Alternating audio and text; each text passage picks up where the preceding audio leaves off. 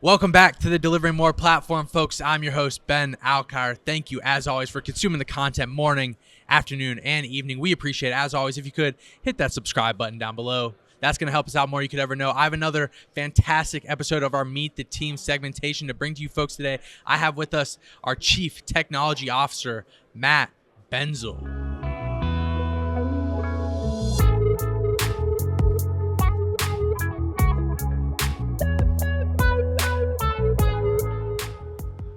Hello. What's up, man? How you doing? Good. We're on the Food on Demand showroom floor 2024. It's day 2. Had a whole day yesterday, Wednesday, ton of panels.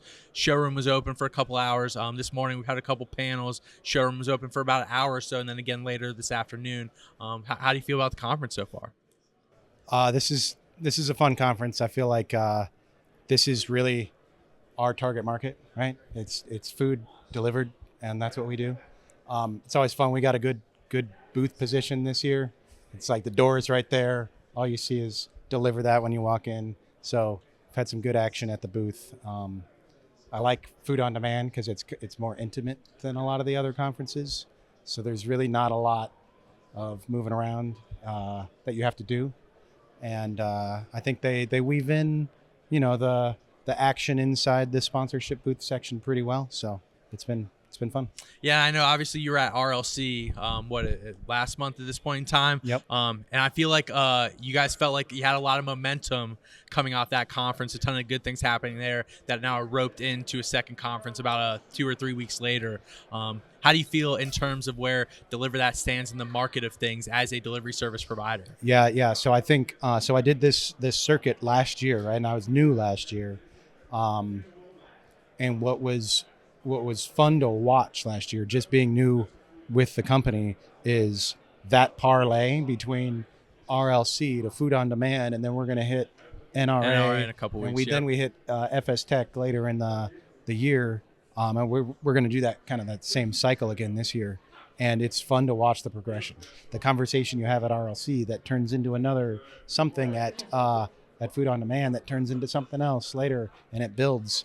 And it's just like the conversations you have, and you think back on last year at this time, and where we are from then till now, it's awesome, right? Just the change that's happened. And then I feel like the other big difference I notice at this conference and RLC, it's like with this massive booth and everything, I feel like last year it's kind of like, hey, what do you guys do? Right. And this year it's like, oh, no, we're coming to talk to you. Yeah, we want to talk to you. Right. And that's just, and it's within the span of a year, right? And I think that's just, it's fun. And it's exciting to just watch it grow like that. Hell yeah. I can't agree more. I want to start out this Meet the Team a little bit different. Usually we kind of go down like the upbringing, where you grew up, family life. I know we're on a bit more of a time crunch here, so I want to make sure we get to some pointed questions. I did want to first kind of ask in general, you're CTO, so tech guy. When did the technology journey start for you? When did you first develop an interest in software, maybe gaming early on when you're a kid or things like that? How do you first become interested in a thing like technology?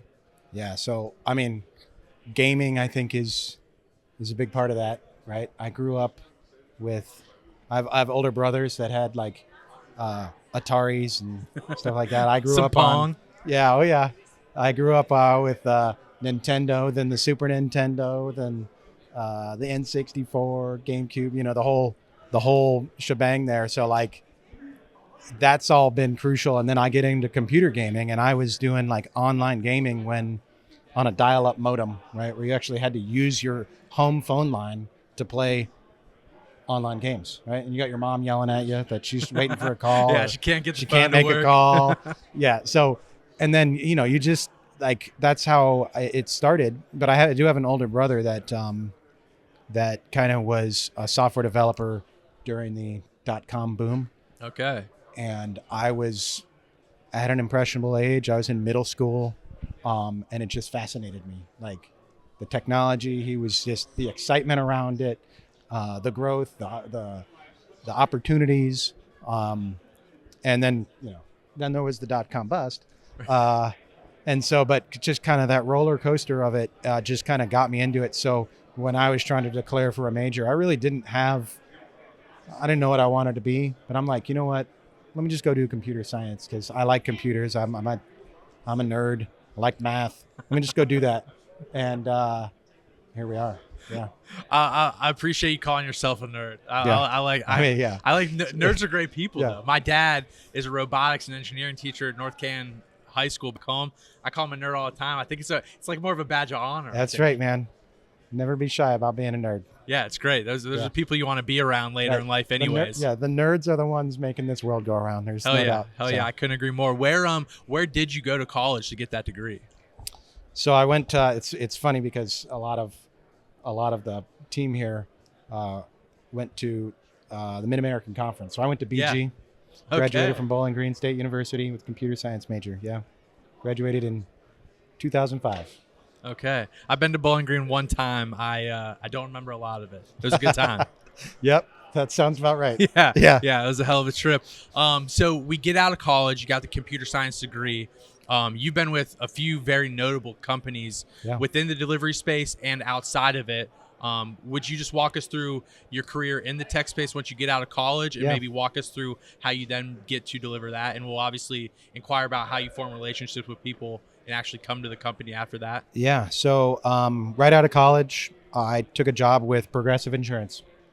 I got, they had a career fair at PG. They didn't have Flow back then, though, I bet. They did not have Flow. In fact, no offense to Progressive, but their marketing was bad. It was bad back then before Flow. And Geico was killing them with all their ads and the cavemen. Goddamn gecko. Yeah. Worked for them for 3 years. Actually, back then it was probably the cavemen. Yeah, it was the cavemen. They had they interwove a bunch of different themes in there, but the cavemen were big back then. Yeah. And so I grew up in New Mexico. I know we didn't talk about that, but I really grew up in Albuquerque, New Mexico, Southwest. And I'm living in the Cleveland area, and I wanted to go back out Southwest. And Progressive had an opportunity with a brand new location in Colorado Springs. So I moved out with my then fiance, and back to Colorado. Lived there for 6 years. Switched to mainly like GoDaddy.com was another. Everyone knows GoDaddy. That was in the time when they were doing all those crazy racy Super Bowl commercials. Yeah, Danica Patrick. Yep. And they had crazy volume hitting their website at those commercials. So when the commercial would air, the traffic to the website would just spike.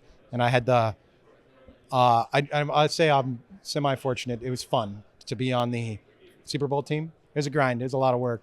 But when you see the fruits of your labor and you're like, everybody's crowded around these monitors, and then they're like, the commercial's coming on, it's coming. And we're all crowded around, and you just see this vertical spike. Yeah, it just of pays traffic, off immediately. And you're like, yes, and our site's still up and everything like that. So that was a lot of fun, a lot of teamwork that went into that. That's around when I had 2 kids in Colorado, and we decided we wanted to go back home, be closer to family. So I took a job with a company called Onesys, and in the online ordering space. And they were one of the pioneers in the space back in the day, kind of the number one online ordering player, and going head to head with Olo. And I spent almost 10 years at Onesys, and that's where I met Aaron and John kind of near the end of my career there. So. Yeah, I remember at one point in time, Aaron and John had come out to, was it in Phoenix or something along those lines? They came out and visited one of the founders of the company or something. One of the owners of the company. Stories about them driving, picking them up in cars and things of that nature. Yep. Some crazy stuff going on. But yeah, Onesys, a big player in the delivery space early on and things. Was Pavkov with you at Onesys as well? Yep. So Pavkov actually started before I did. Okay. So I worked at Onesys for 9.5 years. I think Pavkov was there for 10.5 years, maybe 11 years, because he stayed there after I left too. Our CPO, Matt, right? Chief Product Officer? Director of Product. Director of Product, Matt Pavkov.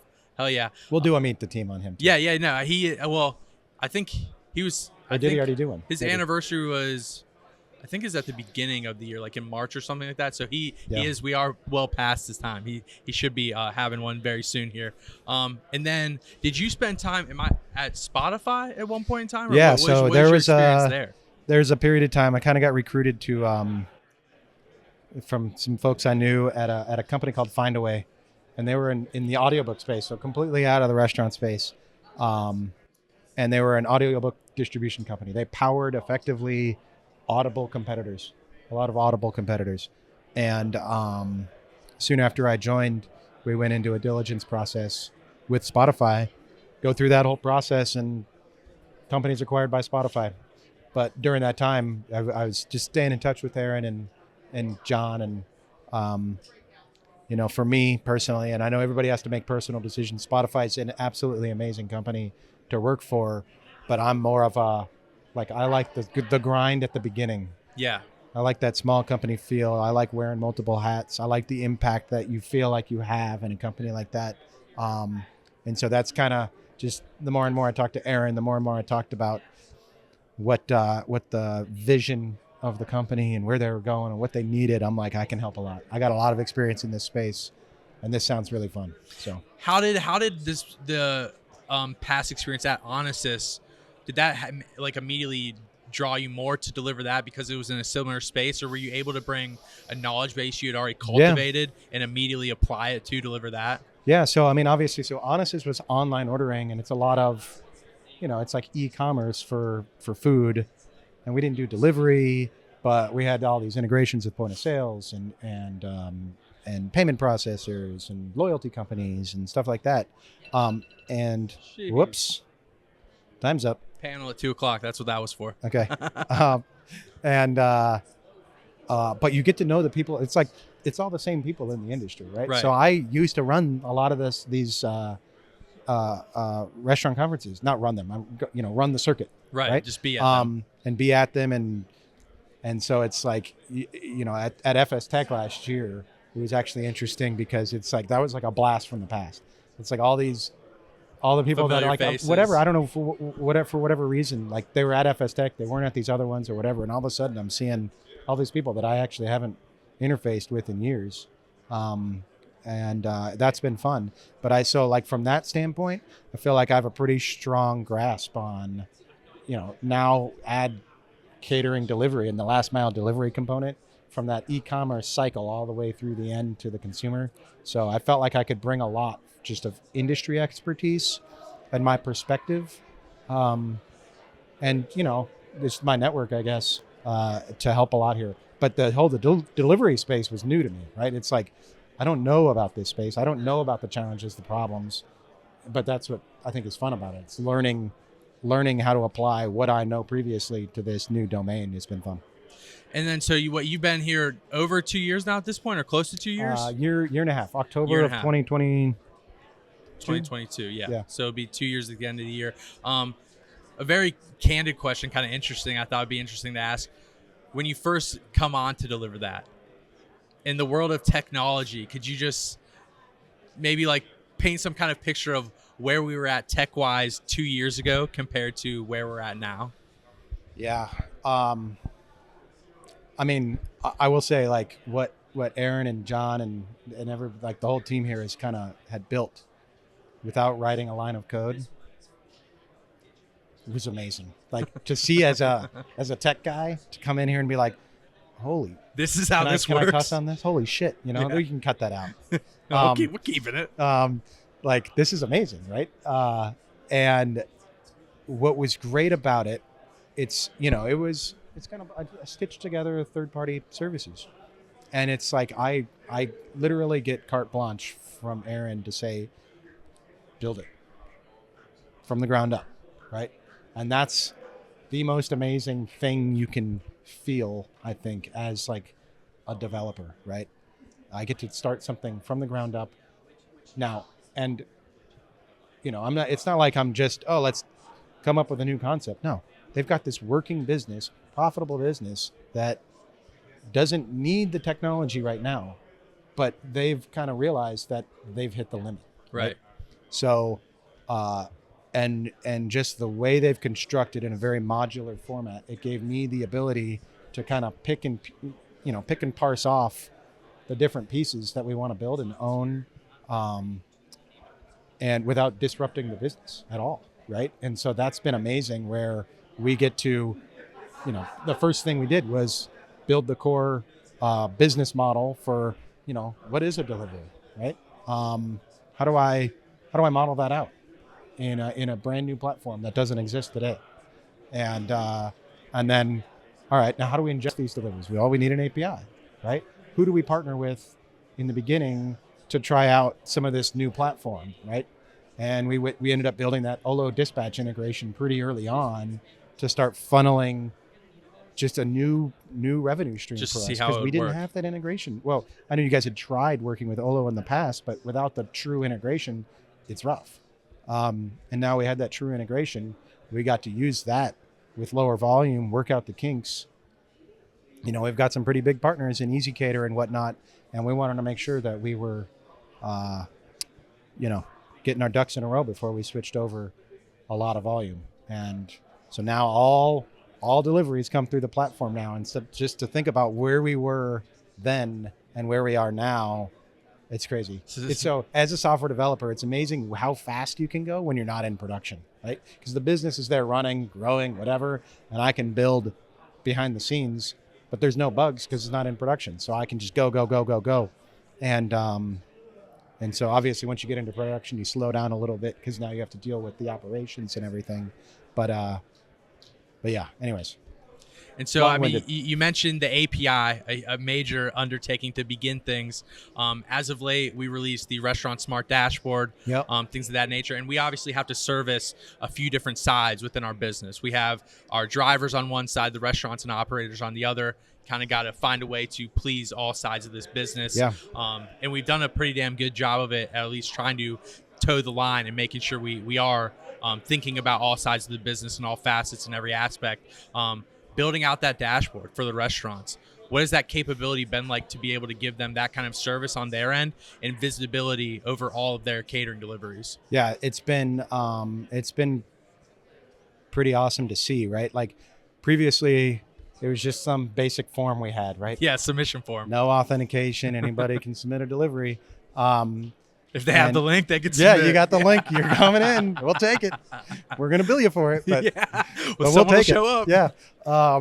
And it was kind of like the Wild Wild West, and it wasn't very branded. It didn't the feel of it just didn't give you. I feel like didn't give you confidence that you're working with an established partner. So building that dashboard and like putting a nice, good branded feel. Everybody has their own accounts with their own permissions and looking at their own restaurants and everything, and being able to get that full visibility. It's like this is data that existed, that we've had it. We just hadn't been able to unlock it before. Yeah. And now just that dashboard allows our merchants to unlock that visibility into something that they didn't have full visibility into before.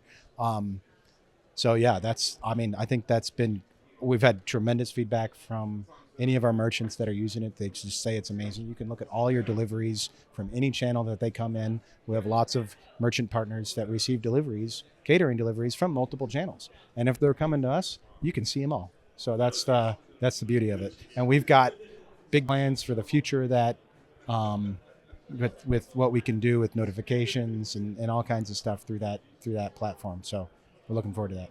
Yeah, it was a hell of a job you guys did. It was a great rollout too. I feel like it was a product that we had a vision for it, and I feel like it meets the vision so far of what we had in mind for it. Yeah, I like honestly, it's like when when Aaron and John and these guys are like painting the picture of here's what we need now. We need this now, and it just kind of manifested pretty much exactly like that. It's rare that you get it right the first time out, right? It's you got to iterate, and I feel like.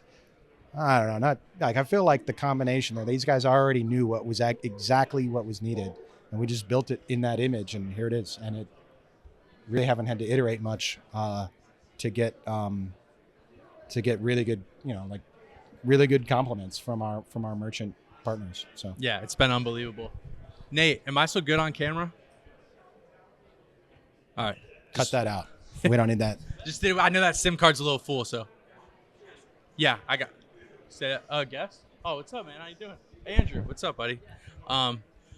So yeah, I got one more question. We'll get out of here. Got some other things scheduled here, but something I know we haven't previewed as much as possible. It's still in development, still a long ways away, probably in terms of an actual rollout for it. But as we mentioned, we have to appease all sides of this business. You have restaurants and the driver side. we've been super restaurant focused as of late, and we got to come back to this buy drivers, for drivers mentality, and really make sure we hone in on that side of the business. And something we're planning to roll out here, get away from that third-party application and build a first-party delivery app for these drivers. Could you speak to that a little bit, maybe preview a few things to come that are maybe, I know, a few sticking points on our app, the way we offer deliveries, the way the application, just the ease of use, the user experience, user interface, things like that. What is the new driver application going to look like? Yeah, so yeah, we're developing in this our own driver app in-house. And one of the things, it's by drivers for drivers, right? And so it became very apparent that like we need to invest in this because like we can't just keep growing this business without also taking care of the other side, because these drivers are our lifeblood, right? And if they're not able to successfully execute their job, then we're not going to be successful as a business. So it became very apparent to us that we need to have end-to-end control over what this driver sees in this app and how we can communicate information and how they can communicate back with us. So this is, it's hopefully the drivers are going to love this app. We're putting a lot of work into it, a lot of design work. We hope it'll be a great experience for our drivers out there. And it's just the tip of the iceberg, right? It's going to be our launch pad for what's next. We're going to start collecting a lot of feedback from drivers to figure out what do they need in this app. Okay, what's going to help them do their job better? How are they going to get to that pickup location and that drop-off location, meeting their windows of delivery? So we got a lot of plans, a lot of big plans, but the first step is own the experience. Really excited for it. We're probably, by the time anybody's watching this video, we might be piloting it with some select few drivers and trying to roll it out later this year. So really excited for it. Looking forward to feedback from drivers and figuring out what that looks like. So, and I think when you say the feedback, the important thing about this is when we get that feedback, we can utilize it.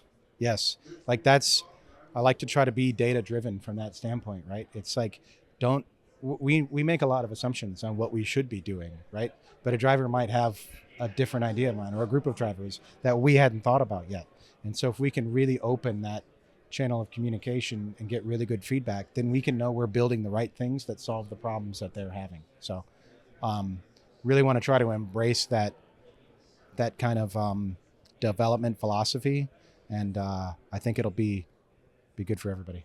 Hell yeah, man. Well, I know it's been a journey so far, only a year and a half in the making, but it feels like you've been here way longer, in my opinion, at this point in time. Yeah. I'd love to get you down in Cannes a little more often. Love to be out on the conference scene with you, though. This is kind of when we spend the most time together, and it's always a great time, man. So I love having you. Thank you so much for everything you're doing for DeliverThat, and keep pushing, man. It's great. All right, man. Love the suit.